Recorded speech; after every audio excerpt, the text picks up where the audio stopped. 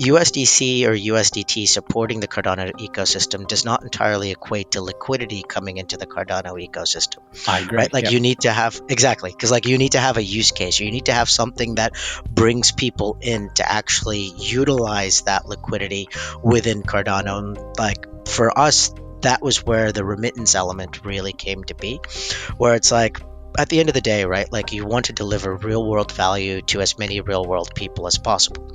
We believe that with the introduction of USDA, we can deliver value to the Cardano DeFi community, where if people wanted to hedge out against their, let's say, more volatile Cardano native assets, they can do so through USDA. But that leaves like the whole rest of the world that's not DeFi natives kind of out in the dark. And so for us, we were like, if we can create a mechanism, which we're intending to launch with, where anyone in the world can hold their assets in US dollars held in custody by a US bank, but then be able to off-ramp that anywhere in the world that they'd like to in across 80 different fiat currencies, we're delivering like an actual application that not just crypto people would be interested in.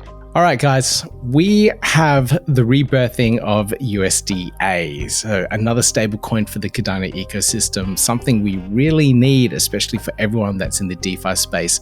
And I have some very special guests joining me on this episode. I have Vineeth from Emurgo and I have Shantnuu from Encryptus. And this is a new partner that's onboarding here to deliver USDA. And we're going to dig into this one. And I've got a lot of questions here to go through. So, gentlemen, welcome to the podcast. Thank you. Thanks so much. It's great to be here. So I'd love to get a little bit of an introduction from both of you first so the community knows who we're talking to here. Vineeth, should we start with you first? Yeah, my name is Vineeth. I'm the managing director over here at Emurgo. I've been with Emurgo for about 2 years now. I currently oversee the Yoroi wallet as well as Emurgo's tokenization platform. And the first real world asset that we're planning on tokenizing is dollars with the introduction of USDA. Prior to Emurgo, I've been in the crypto space for about 10 years. I was one of the early employees back at Paxos at the end of 2014. So I helped them get a lot of their stable coins up and off the ground. My area of expertise, I would say, is like post-trade clearing and settlement, like financial plumbing, and how you utilize blockchain technology in order to kind of optimize some of the older school flows within finance. That's a quick and dirty overview of me. It sounds that's quite interesting. Early days of Paxos, and then also a tokenization platform. So USDA is just the first step, but we may dig into that a little bit later. Shantnuu, can we get a little introduction from you, please? Sure, absolutely. My name is Shantnuu. I'm based out of Dubai, and I'm the founder of Encryptus. Encryptus started operating about 3 years ago. We started Encryptus with a very, very clear idea of bridging the gap between cryptos and fiat in a more regulated and in a compliant way. The first person I hired at Encryptus was actually a compliance officer and then a legal officer. We are licensed in Lithuania as a VASP, both as a crypto wallet operator and an exchange operator. We hold licenses in Dubai and, of course, in the process of upgrading our licenses with the regulatory authority in the UAE with VARA. In addition to this, my other companies hold crypto licenses in Australia as a remittance operator as well as a crypto exchange operator. About 4 months back, we got a license to offer remittance services under one of the major banks in Kenya as well. What I'm trying to get to is the fact regulations and licensing continues to be the core objective for Encryptus as we bridge the gap between cryptos and fiat. This is how we started as an OTC desk. In the last 6 months, we have rolled out some very interesting products wherein we offer cryptos, specifically stables, and of course, very recently we started support for ADA as well, from ADA to fiat currencies without the use of SWIFT in 80 countries as bank wires. And also what we have done is we offer alternate payment methods like e-wallets and mobile top-ups and gift cards. The core objective here is we have tied up with several financial institutions in the background to offer fiat as a service to crypto and non-crypto companies. But prior to this, I spent about 9 years back in the UK and Europe to build pay-in and payout networks for companies in the instant money transfer space, similar to Western Union and MoneyGram. And what we were doing back then was we were sending and building markets. The send markets were the Western countries to the frontier markets. This is where we specialize in building these corridors. My entry in crypto happened in 2016 when I was inclined towards learning more about Bitcoins, wherein we ended up building and delivering a model that never existed between Bitcoins and money transfers. But prior to Encryptus, I was the CEO for Huobi Middle East and Africa, and I was the one who was leading the efforts for Huobi in the region to get licensing and regulations set up for them and set up a market here in the Middle East and Africa. So that's a brief background about me. Wow, what a career. That sounds absolutely amazing. And I think regulation licensing is going to be a big theme in this interview. And now let's go back in time a little bit. And the big announcement, I think it was, I can't remember what year was it was 2022 when USDA was announced, but then it got paused. Can we get a bit of an update about what happened here with the stopping of delivering USDA by Emurgo? We actually spent quite a bit of time and effort on our tokenization platform throughout 2022 and the early part of 2023. And we actually got to a point where we were technically ready to launch by I would say, around June of 2023 with USDA. The issue that ended up popping up was we didn't realize that there was going to be so much negative headwinds that was going to pop out from the regulatory environment within the United States. So like it was kind of like a two-step fall, so to speak. So like the first one was like the partner that we were looking to integrate with on the custodian side, which was Prime Trust, ended up becoming insolvent and folding. That wasn't the biggest problem due to the fact that like we were working with other backup trust companies in order to be able to get like in order to actually account for any of the risks that we had with a single or particular custodian. But on top of that, this is when the SEC really started to go after crypto and token issuances within the US. And so the whole lawsuit between Coinbase and the SEC, as well as the SEC and Paxos for the issuance of BUSD, that got us to a point where we're like, well, if we launch this product and it ends up coming under regulatory scrutiny, is this good or bad for both Emurgo as well as for the Cardano ecosystem? So we thought that it would be best for us to wait until we were fully licensed up or had a partner that was better at navigating the regulatory environment. And this is kind of where we like decided let's wait and see. Let's see if we can come to the market with a little bit of a better strategy, so that we feel a little bit more comfortable that we don't have to deliver a stable coin and then have to pull that from the market in the event that regulations were to go bad. And so when we came across Encryptus, we realized that they have a lot of the expertise on the compliance side. We had a lot of the expertise on the tech side, as well as with the built-in use case of remittances across the 80 different countries that Encryptus currently supports. We thought that this was the ideal opportunity for us to be able to restart USDA. And then kind of as a cherry on top, guessing you've seen this recently, Paxos ended up winning or having the SEC drop their lawsuit in regards to a stablecoin.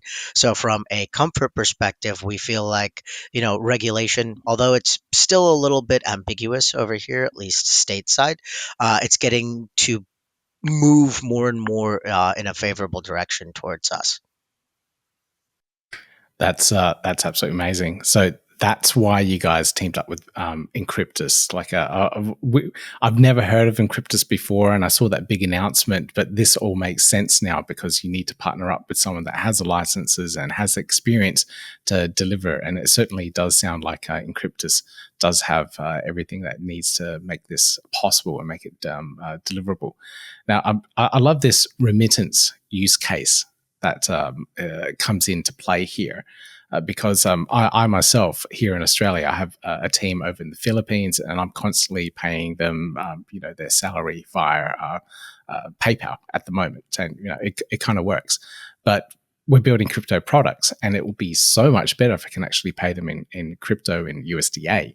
That would be Absolutely perfect. So this opens up a whole bunch of new use cases for USDA on Cardano. Can we talk a little bit about this? The remittance as an industry is approximately $700 billion industry as of 2023. Uh, in terms of payments alone, the market is about $2.85 trillion. Now, if I tell you some facts here, the digital payment space is just about $100 billion. So you see that there is a massive gap that exists between digital payments as well as remittance as an industry. Uh, by the way we offer our services is in two different areas. I cannot get into a lot of details because that's also a bit a secret recipe for the product. But we have clearly divided our remittance and the payments product. So the crypto product and the remittance product. And on the remittance side of things, we do not touch cryptos at all because you also have to give a lot of comfort to the banks and financial institutions with whom you are dealing. The major problem that the remittance companies face as such is liquidity. Let me try and explain you this with an example. Let's say I have a partner A in the Philippines who is a bank or a telecom operator like Gcash, for example, which is one of the largest operators for mobile wallets in the Philippines. Now, as a remittance company, I will have to park my liquidity in advance for X number of days. Let's say I make a deposit of $10 million today as a remittance company. Now, this $10 million must be with them, and Gcash would end up paying transactions only up to $10 million.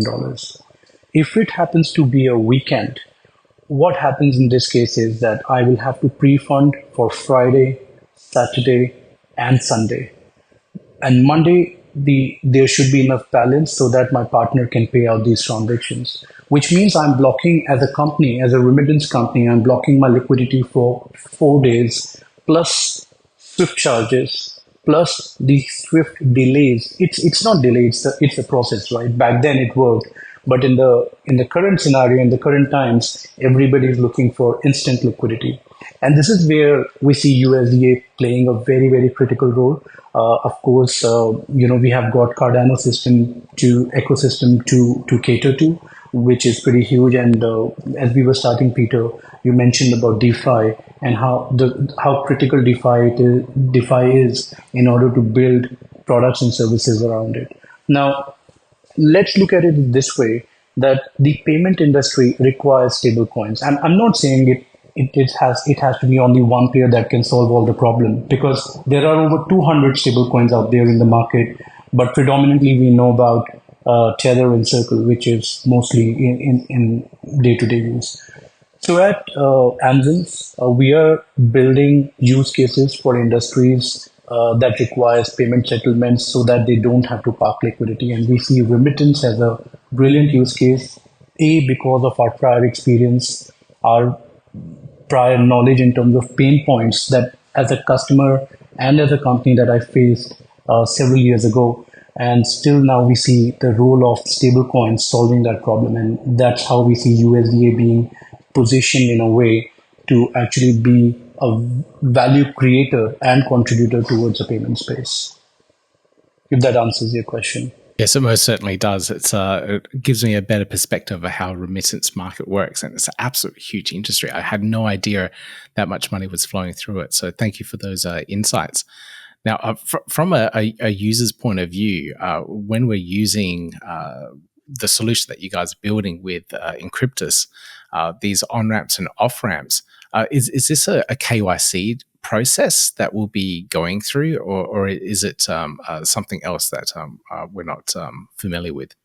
Yeah, so at the beginning, like if you want to directly interact with the Anzens platform, you do have to go through AML and KYC, and that's just due to the current regulations. And we want to make sure that everyone that's onboarding and offboarding with us, we know who they are, so that we're not, let's say, doing anything nefarious with the funds within our custody.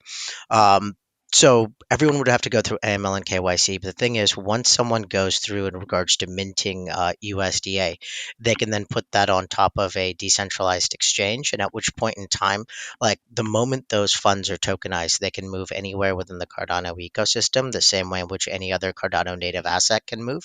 The only thing is, if it ends up in the wallet of somebody else, if they were to want to either convert that to a different currency through our remittance offering, or if they would like to convert that back into US dollars, they would still have to go through our AML and KYC process. And so the way in which we have it set up right now is like if you're a US citizen, that process is a little bit more automated because like we've got these automated process flows in regards to approving people to get set up for the minting and burning process. If you're an offshore customer, like you still would submit the exact same information, but as opposed to an instantaneous rejection or approval, the process takes maybe about a day or so because we just have to manually review every single one of those from an offshore component. But once you're onboarded, then you're basically set. So, like if you wanted to tokenize, let's say $10,000 worth of USDA, you could do so almost instantaneously. Like the moment the wire hits our bank account, within 10 minutes, we can actually have that USDA in whatever wallet it is of your choosing, and we would mint it directly from your wallet. So, one of the things that we do in a little bit more of a unique manner is we do not take custody of the USDA at any point in time during this transaction chain. So when you onboard with us and deposit funds to us, we mint the USDA directly to your wallet. When you want to actually redeem the USDA for USD, we actually burn the USDA directly from your wallet. And so at no point in time do we ever have control over that USDA. So we're purely just a technology solution that's providing this ability to mint and burn the USDA. And I believe that this is more in line with the ethos of crypto, where, like not your keys, not your coins, and the end user has full control. And if they want to, they can allow for us to burn it, but in no other ways can we actually interact or control the end native assets. Okay, that's very different to what people might be used to with USDC or USDT, where on Ethereum, for example, those assets can be frozen, they can be seized. So this works like a Cardano native token. It can't be stopped by you guys or an authority, except for the exit points when people are going out. Is that correct? That's correct. So like our I would say like BSA and AML policy kind of operates the same way in which if we were dealing with ADA or if we were dealing with Bitcoin. So those are assets that don't have the ability to be frozen, stopped, or seized or anything else of that sort. And so like the only point in time where those can happen is when you're interacting with an exchange or a point of centralization. So at the end of the day, like we feel comfortable with this methodology due to the fact that we're sitting on top of the cash at the end of the day. So if they would actually like access to real world fiat, they still would have to come through us. And then we would run through all of the requisite checks on the background to ensure that those funds are actually clean prior to us either minting or either burning. Okay, very cool. Thank you for explaining that. Now, when users are minting the USDA, what countries will be able to do it? Because I saw somewhere like Encryptus wasn't available in the USA or UK or Canada.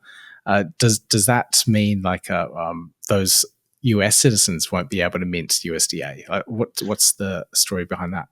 Yeah, so this was for Encryptus's original remittance product for when you guys see that like they don't Gotcha. support US customers.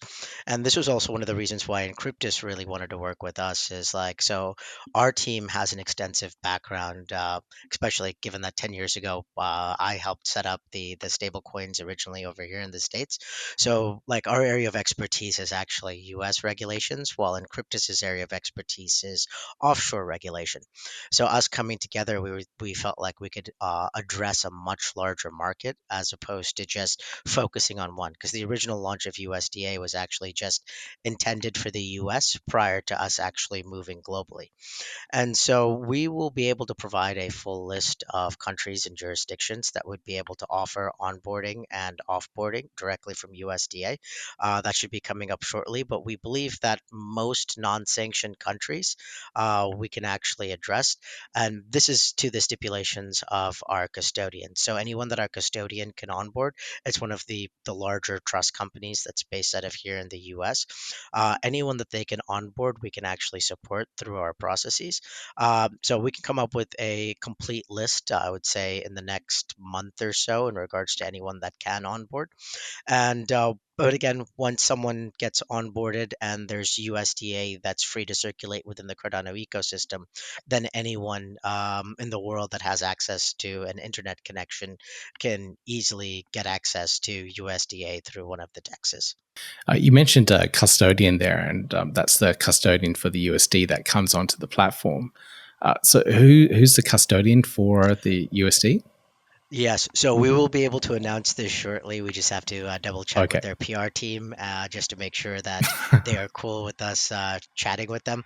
But our tech team's already begun integrations with them. They're like, once we announce them, you guys are going to know who they are. Like everyone, at least within the crypto space, knows who these guys are. So it's a very large player, and we're less concerned about any kind of insolvency or default risk with this particular institution. People are going to ask about that, the insolvencies of the custodian. You guys are confident there, but what bank was it? Silver something or other bank.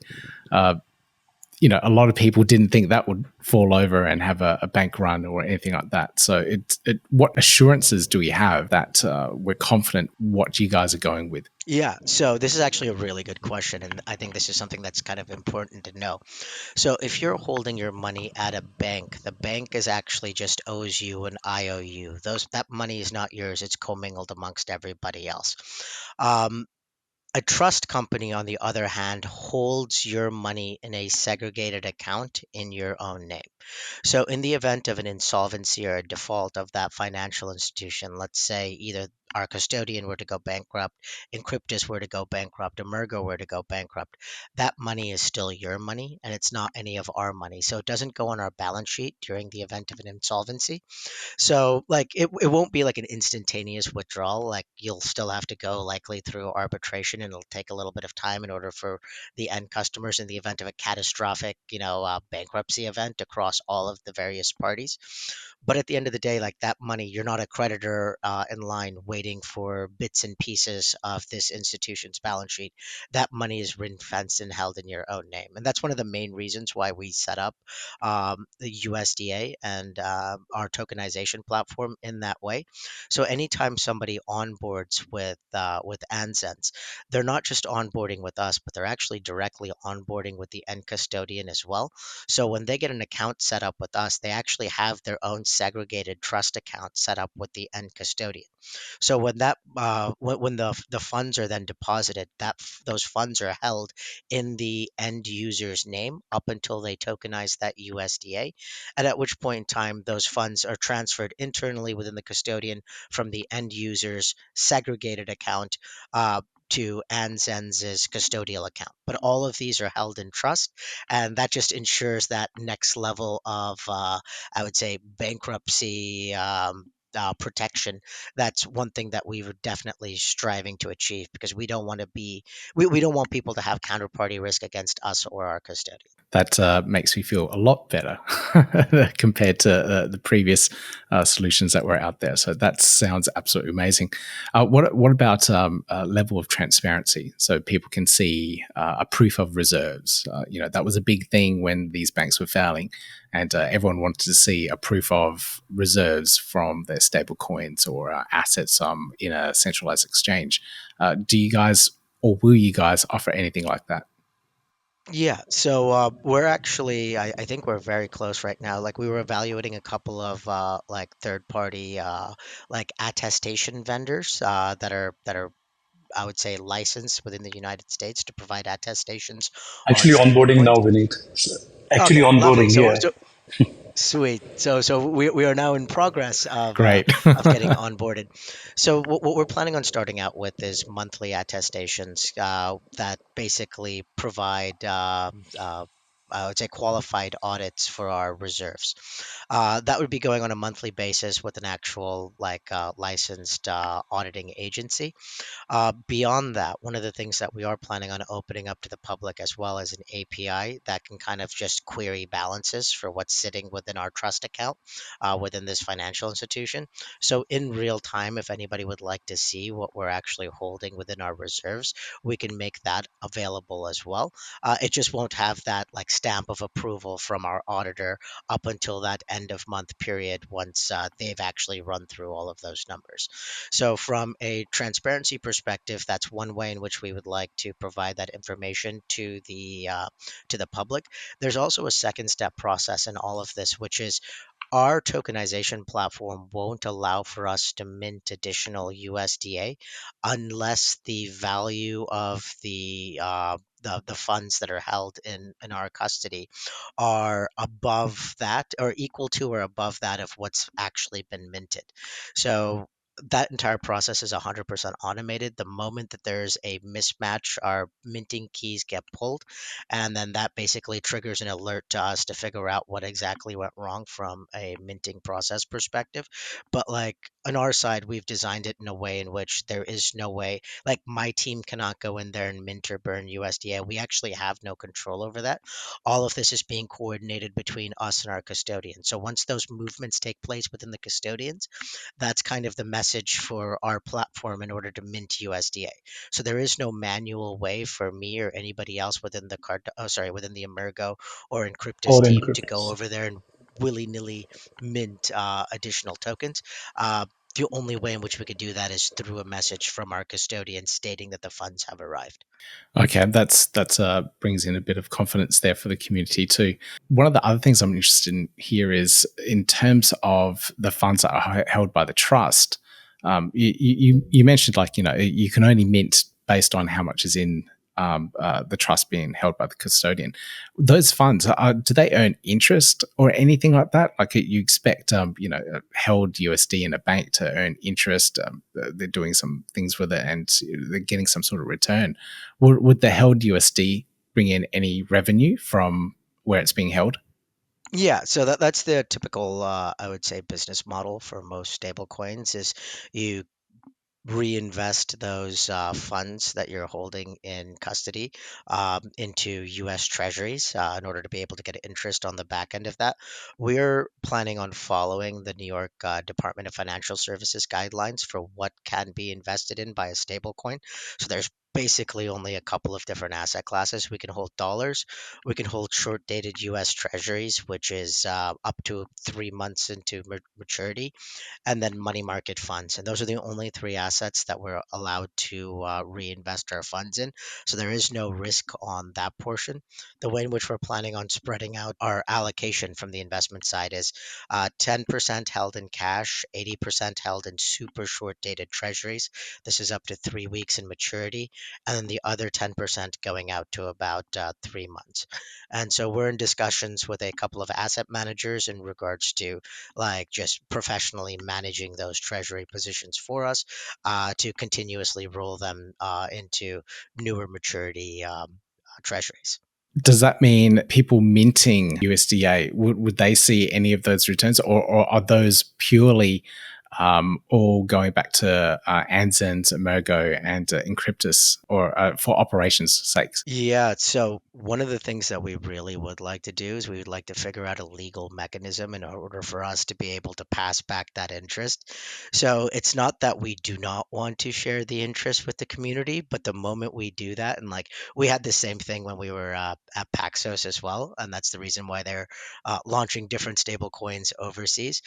But the moment we're seen to be passing along interest, that is qualified as a security from a US regulatory Gotcha. perspective because we've now tokenized a T bill and we've tokenized an actual security. And so we're trying to see if there's any way for us to legally be able to do that because we would really prefer to do that. It's just one of those things that currently the jury's out, well, literally and metaphorically, in regards to like how we can actually uh, pass along those yields to the end users. You also just mentioned then Paxos is or other stablecoin providers are looking overseas for other currencies.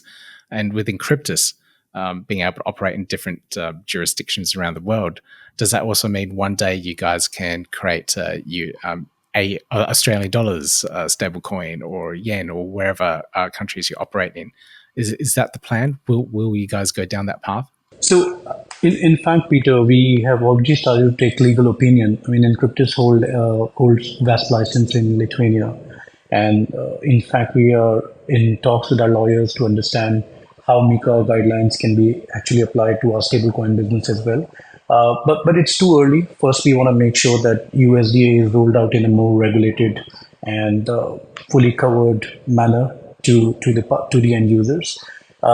However, we do have certain other things in our pipeline as well, because Anzens continues to be the tokenization platform, and we will continue to support the industry, the crypto industry as a whole. So we have certain very interesting projects around stablecoins and tokenization of assets, etc. But I guess we need to make sure that USDA is done, and then we have other things in the pipeline as well. One thing that I'd like to add is the platform that was designed not just for dollars or for fiat currencies. It was designed to tokenize any asset class that's held within regulated custody by any type of regulated custodian.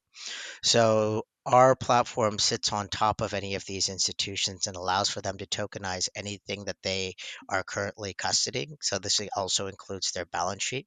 So dollars was what we thought were to have the biggest impact within the Cardano community, as well as with like crypto as a whole. But we can quickly move to other asset classes in a quite efficient manner. So other currencies for us are very easy for us to be able to support. That's not a particular challenge. The moment you start to move into, let's say, like more physical asset classes like commodities such as gold, silicon, so on and so forth, that then changes around our model slightly, because then like you're actually sitting on top of the physical gold. And so like the biggest thing for us is like we have the tech to be able to tokenize. We've got all of the safety and compliance and everything else built out. And so now it's more so like how do you integrate with these particular custodians for the asset class in which they want to get tokenized. And so that's where, like, if we start off with, let's say, like the easier to tokenize items, currencies, it's a really interesting way to, like, let's say, like at a future point in time, the Cardano dexes could actually act as quasi, let's say, FX markets, where if I want to move USDA to GBPA or something of that sort, you can do that through a DEX, and then you can actually just off ramp into British pounds. And that, I think, could be a very interesting new mechanic that can pop up within the crypto ecosystem. And one of my goals is to pioneer that within Cardano, because I do believe that Cardano, due to the way in which it was built technically, has a tremendous advantage over a lot of the other layer ones that are currently being deployed. And I think Cardano is the ideal blockchain for the tokenization of real world assets, due to the fact that it has a differentiation between, like native assets as well as smart contracts, as opposed to a lot of the EVM blockchains that are basically everything's an account based model with smart contracts, and those gas fees are quite egregious. Okay, I'm pretty excited about that future. You may know of a project Adana that was supposed to deliver something like this, where they would onboard and off ramp fiat currencies, and then provide stable swap pools between all those different currencies. And for a DeFi user such as myself, providing liquidity to those DeFi pools is just easy. You don't have to worry about the volatility of the foreign currencies. You just put them in a pool. People be exchanging them, transferring liquidity from one side of the world to the other, and at very little risk. But then you get all the DEX rewards and all the fees that go through it as a liquidity provider. So for me, that sounds absolutely amazing. So I really hope you guys do go down that path and deliver that, because that is the perfect use case for a DeFi user such as myself that is looking for these opportunities and gains, but at a lower risk level with tokens that aren't so volatile. So really, really cool and exciting to hear. All right, now I've got a few more questions here, and this one's a biggie for me, and it's about liquidity. So we're building these on ramps, off ramps. We've got the tech, we can deliver it, but where will the liquidity come from? Like, how do we get to the hundreds of millions of TVL of USDA on the Cardano ecosystem, which is just the bare minimum that we need at the moment, so we can trade more effectively across these various assets in DeFi. I would say like the first big issue that I see with liquidity, at least with stablecoins being introduced into the Cardano ecosystem, is the ability to mint and burn.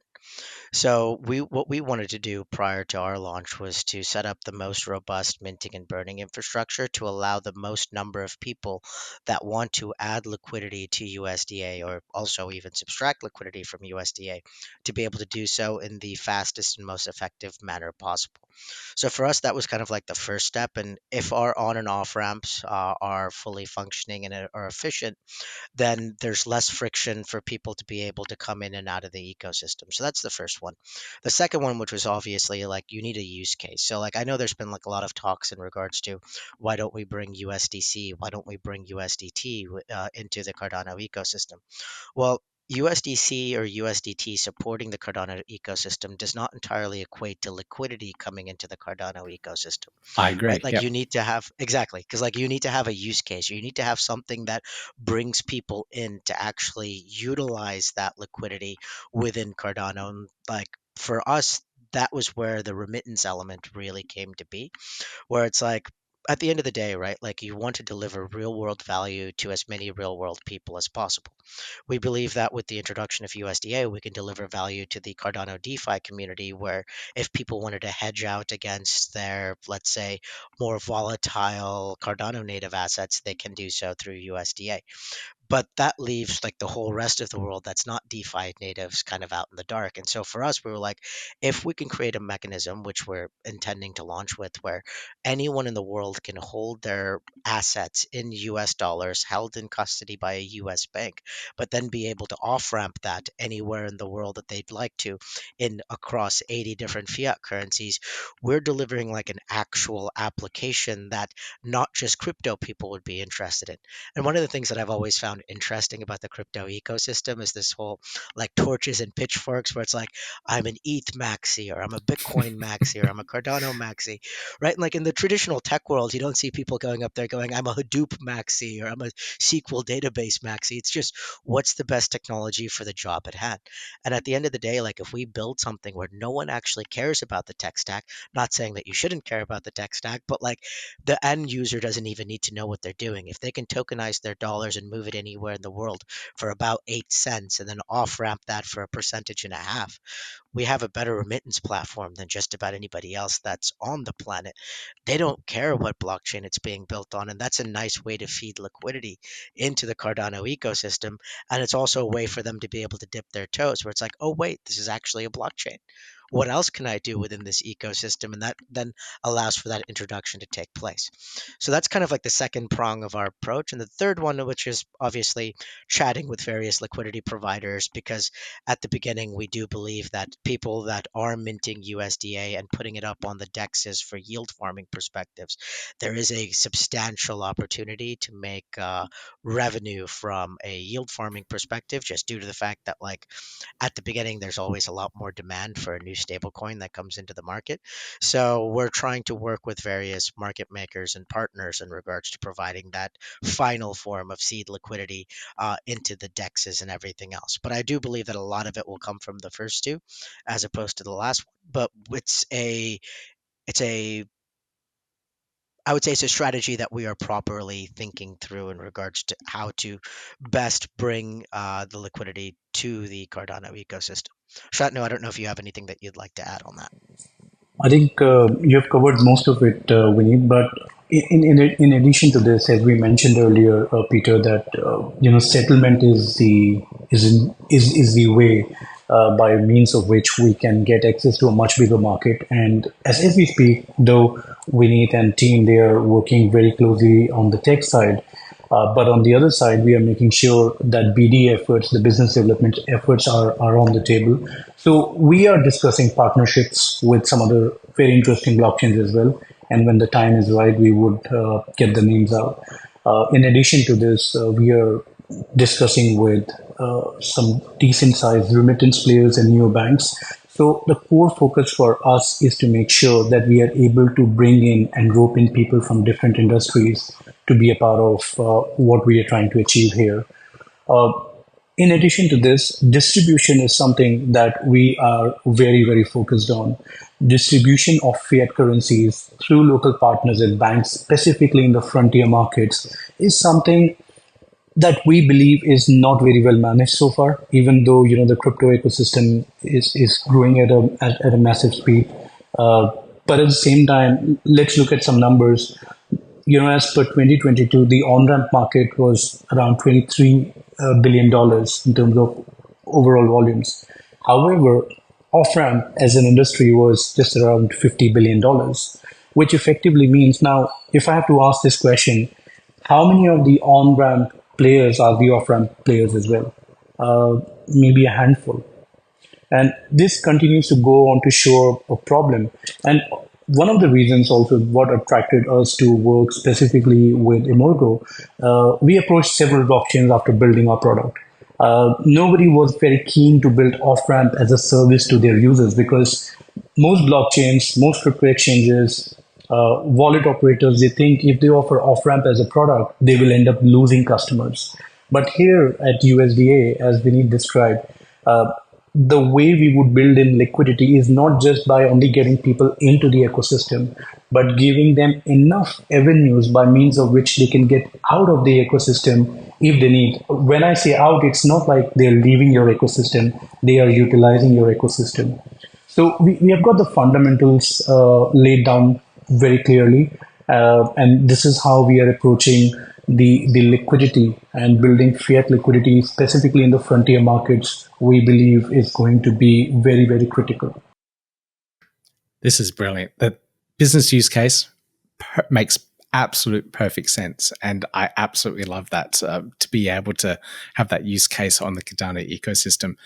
So this kind of leads me into another question here, and the way I exit from on-chain is through centralized exchanges.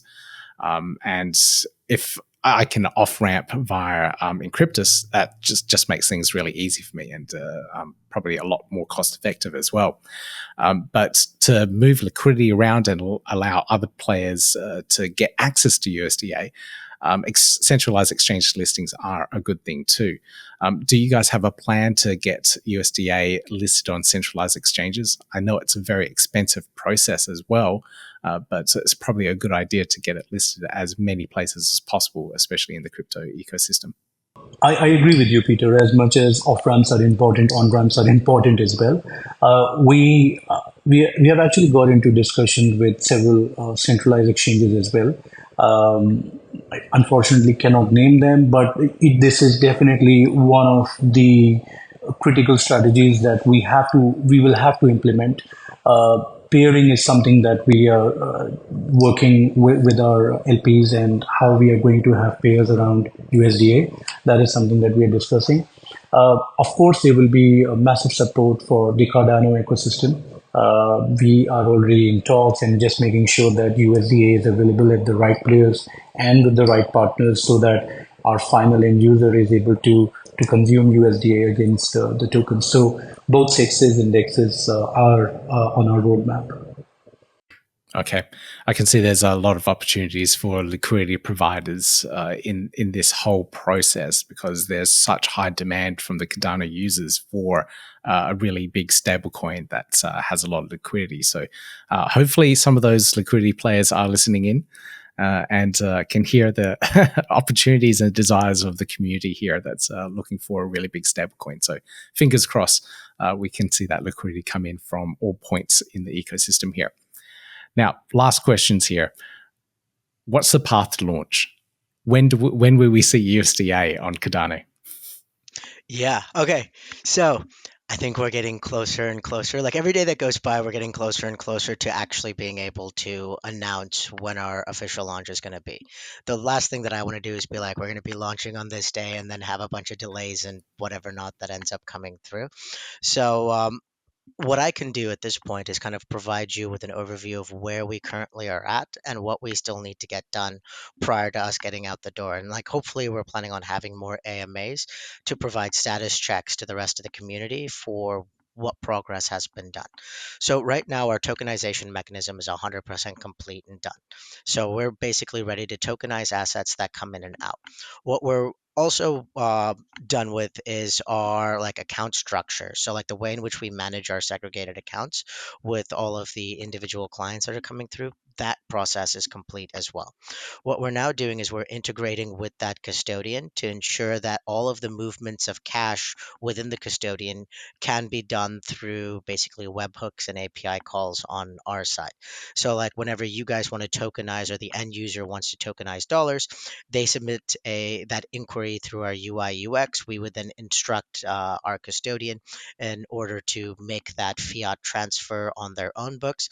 That process is getting wired up right now, and given the fact that we've done something like this in the past, we are hoping for this process to be done in, I would say, the next 90 or so days for that integration to take place. Again, this is a technical integration. This isn't us going live, but that's kind of our internal goal for us to get that technical integration done. Obviously, there has to be testing and stuff after that, as well as user acceptance testing, so on and so forth.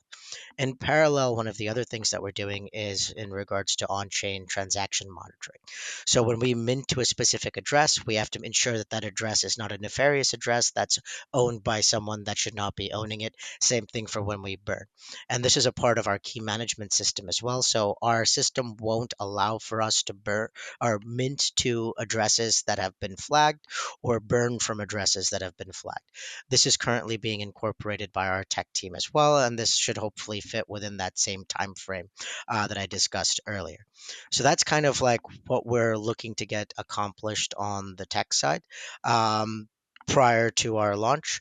And then once those components get put into place, we're then looking into, again, user testing. We may start to onboard a few people, mint some USDA prior to a larger general launch. Simultaneously on our side, and this is actually kind of interesting, due to the way in which we've set up our minting and burning process, where we mint directly to an end user's account and we burn directly from an end user's account, there could, like our lawyers have indicated that there could be an argument that can be made that since you're never actually in control of those tokens that are being minted or burned, there may be a way for us to be able to get access to additional states without the requirement of MTL licenses.